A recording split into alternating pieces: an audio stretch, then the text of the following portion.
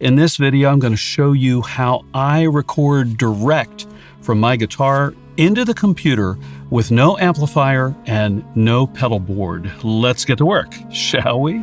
In earlier episodes of this series, I showed you how we can take simple equipment and use it to record beautiful ambient guitar soundscapes with a pedal board. Well, this time, instead of plugging our pedal board into the audio interface, I'm just going to take a guitar cable from the guitar, run it directly into the audio interface, into the instrument/line level input. Once that's done, we can set up our recording software to record the guitar. Now, I'm using Logic Pro, but every software package has similar capabilities. The first thing you're going to want to do is reduce the input-output buffer size down as far as you can without getting crackling or audio artifacts. This is going to reduce the latency. In other words, the time that from when you pluck the guitar until you hear it in your headphones. You want to keep that as short as possible. So I've moved my latency down from 1024 samples all the way down to 64. And that works pretty well. Here's what a dry signal sounds like direct into my recording software. Yeah. It's not that great, is it? It's also kind of quiet. Well, we're going to fix that in just a moment. Because now that I've got signal into my software, I can now begin layering some plugins to affect the sound and get what I'm looking for. The first thing I typically do is add a compressor. And the great thing about any of the software recording packages is that it's going to include some kind of compressor plugin. This is one called Squash from Logic Pro, and I'm just using it to literally squash the guitar signal a little bit.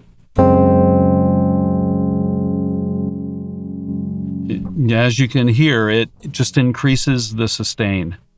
Next up, we're going to need an amp modeler. Now, Logic Pro does include an amp modeler, but I have downloaded a free amp modeler to use today. I'll include a link to it below. It's the Blue Cat Audio BC free amp.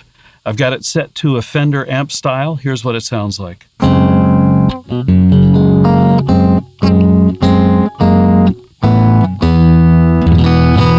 Yeah, pretty straightforward.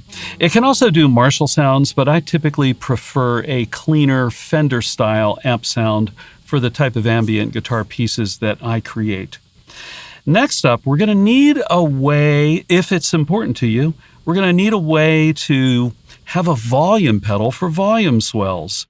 And here's what I've got going on. Now let me explain. I'm using a Logic Pro gain plugin, and I've mapped a MIDI expression pedal to the gain control. And when I move the pedal, you can see the gain control goes from nothing to a lot of something. So the expression pedal that I'm using is actually also a volume pedal. It's the Lele Mono S. It's kind of pricey, and there are other options. I haven't found a truly cheap option, but you can also do this, and I've done this many times with an inexpensive standard expression pedal. And then you'll need some kind of controller to plug that expression pedal into that can convert the data into MIDI. And this MIDI commander works pretty well. I will leave some links in the video description with a couple of options for you to consider. Might be worth doing a little research on Amazon or some other places to see what is out there. Once you've selected the solution for the volume pedal, you'll want to look at your software's instructions for using the MIDI Learn functionality. This will allow you to map the volume pedal or the expression pedal to a specific parameter or knob on a plugin. And that's what I'm doing here. And in Logic, there's an area for mapping parameters to expression pedals. That's going to vary for each software package. So again, take a look at the documentation to see how it works. And if you have a standard volume pedal and don't really want to fool around with all the MIDI stuff, I would definitely recommend plugging your guitar into the volume pedal and then plugging the volume pedal directly into the audio interface and experimenting to see if it produces a volume swell that sounds good to you and allows you to achieve the type of sound you're looking for. All right, let's continue to build our sound with other plugins. Just a quick mention, if you do feel like you want to tweak the EQ, your recording software's EQ plugin is going to work great. This is the Logic EQ, and I've just used it to brighten up the sound just a bit. All right, next up, we're going to start getting into delay plugins. And I have downloaded and installed a few different free delay options to show you, just so we can all kind of experiment with them together. So I'll include links in the video description. I'm not getting paid for any of them because they're free, right? So it's really cool. The first one to check out is the Vox and Go Tempo Delay. And this thing sounds great. Here's what it sounds like.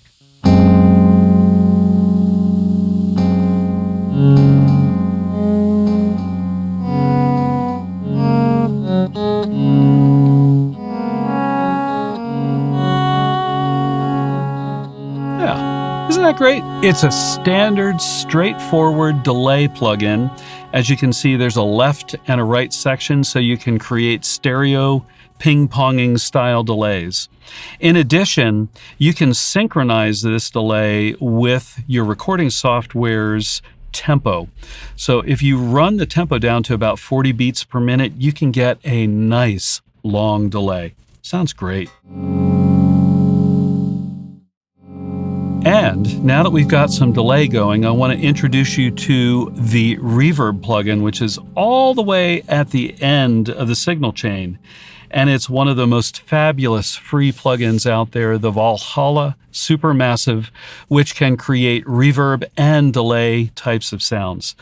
I've got a preset set up. It's Ice Flow, Nowhere to Go. I just tweaked it a little bit, switched the mode to Andromeda, and here's what I get with just the Supermassive.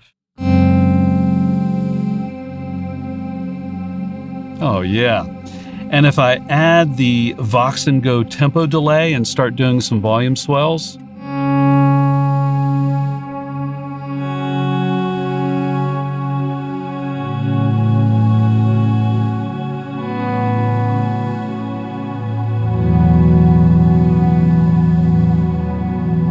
it's kind of like instant nirvana. I mean, I could just kind of play this for hours and just kind of go, oh yeah.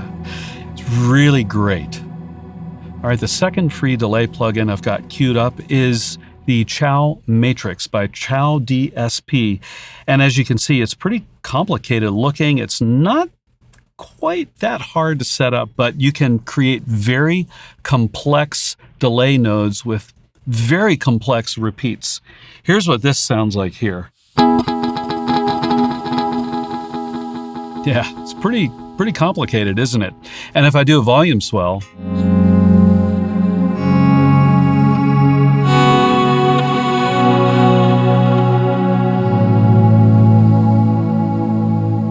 you almost don't need a reverb plugin because the repeats are so complex.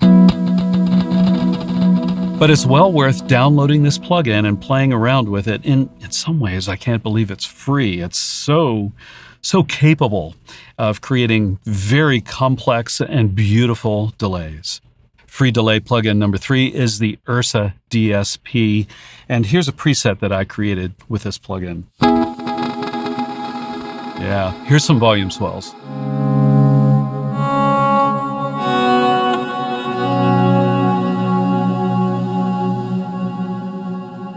As you can hear, there's kind of a quavering going on. And that is because the Ursa DSP has a grain capability. You can create the rate and density of the grains. These are little slices of delay repeats that occur. Yeah, it's very nice. And if you combine it with the Valhalla Supermassive. Oh yeah.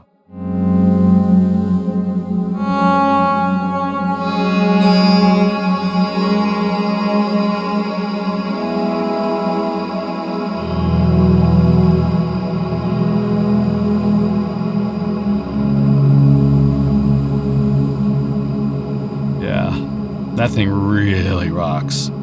Free delay plugin number 4, Valhalla Freak Echo. This normally is used to do pitch shifted delays, but if you dial the shift down, you can create very nice long delays by using the delay sync capability.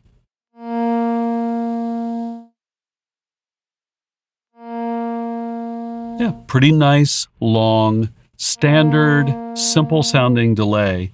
But again, if you combine it with the Supermassive,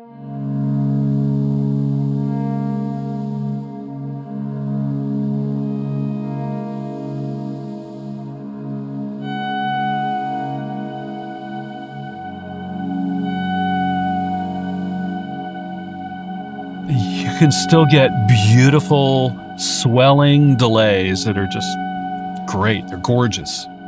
For our last delay plugin, yeah, I have included a paid plugin. And the reason why is it's really my favorite, one of my absolute favorite delay plugins, the Valhalla Delay. And I think, once you download and play around with a bunch of free delay plugins, it's worth checking out some paid plugins to see if they will get you some features that perhaps you can't get on or in a free delay plugin. One of the great things about Valhalla Delay is that it can do up to a 20-second long delay, which is great for Frippertronic style looping. Here's a 10.2 second tape style delay from the Valhalla Delay.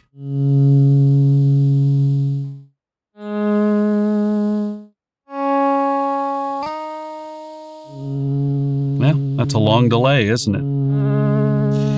And as you can hear, I've added in age, wow, flutter. Bring it down a little bit here. There we go. And now let's add in the Supermassive.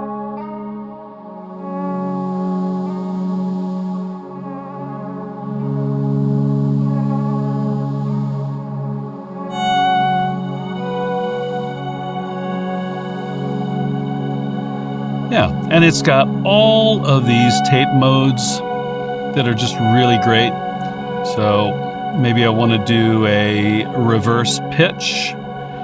If I leave the pitch at wherever it is, there it is at 0, I can actually get reverse delays.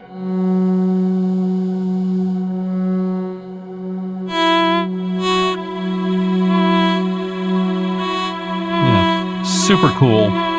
Definitely worth checking out when you're ready to step up to a paid delay plugin.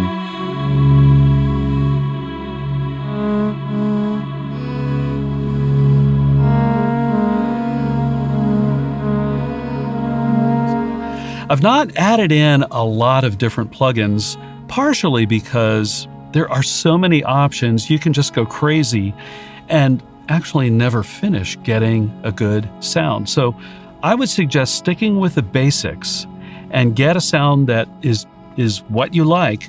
Go ahead and create the recording. You can always adjust the plugin order, the plugin parameters in the final mixdown.